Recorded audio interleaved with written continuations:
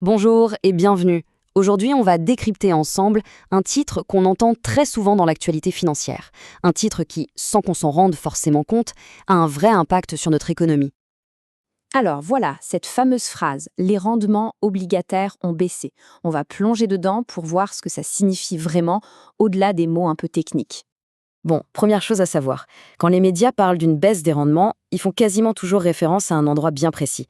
C'est le marché des obligations toutes neuves, celles qui viennent tout juste d'être émises. Pour le dire simplement, une baisse des rendements, c'est en fait une excellente nouvelle pour ceux qui empruntent de l'argent, comme les gouvernements ou les grandes entreprises. Ça veut dire que leur nouvelle dette va leur coûter moins cher en intérêt. Mais c'est là que ça devient vraiment intéressant. Cet événement a un effet complètement inverse sur les obligations qui sont déjà en circulation. Ça crée une sorte de duel sur le marché. Pour bien visualiser, imaginez une place de marché. D'un côté, on a les obligations, toutes fraîches, émises aujourd'hui, de l'autre, celles qui ont été créées hier ou avant-hier. Et là, on assiste à un véritable effet de bascule. Si les nouvelles obligations sortent avec un rendement plus faible, disons 2%, les anciennes qui offraient du 3% deviennent soudainement beaucoup plus attractives. Résultat, leur valeur sur le marché grimpe. D'accord, donc on comprend la conséquence.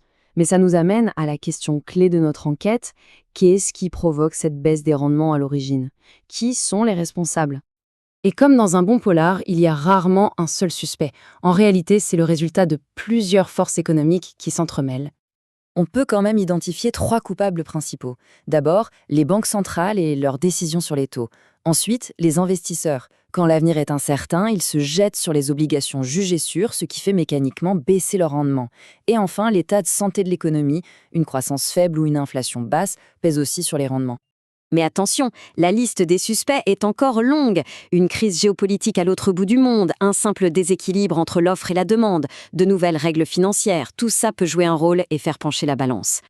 Cela dit, parmi tous ces acteurs, il y en a un qui tire vraiment les ficelles, qui a une influence bien plus forte que les autres. C'est sur lui qu'on va maintenant concentrer notre enquête.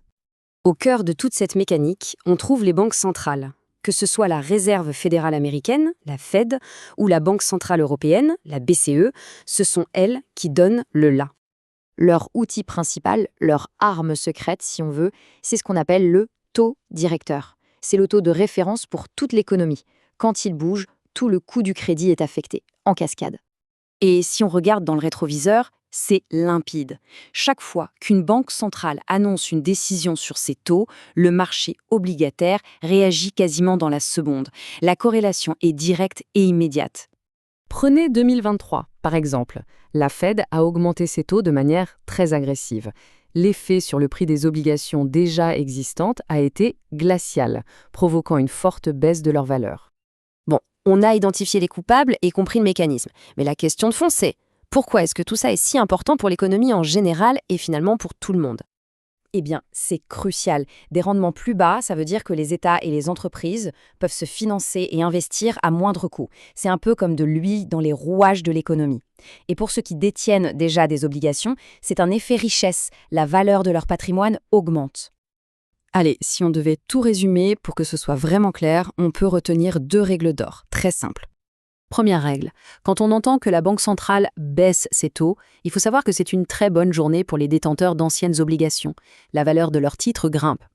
Et logiquement, à l'inverse, deuxième règle, quand la Banque centrale augmente ses taux, souvent pour calmer l'inflation, c'est une douche froide pour ces mêmes obligations. Leur valeur sur le marché se met à chuter. Alors au final, cette baisse des rendements, c'est une bonne ou une mauvaise nouvelle? Eh bien, comme souvent en économie, la réponse est compliquée. D'un côté, ça peut stimuler l'économie avec des emprunts moins chers. Mais de l'autre, ça peut aussi être le signal d'alarme d'une économie qui ralentit. C'est sur cette ambiguïté que l'on va se quitter.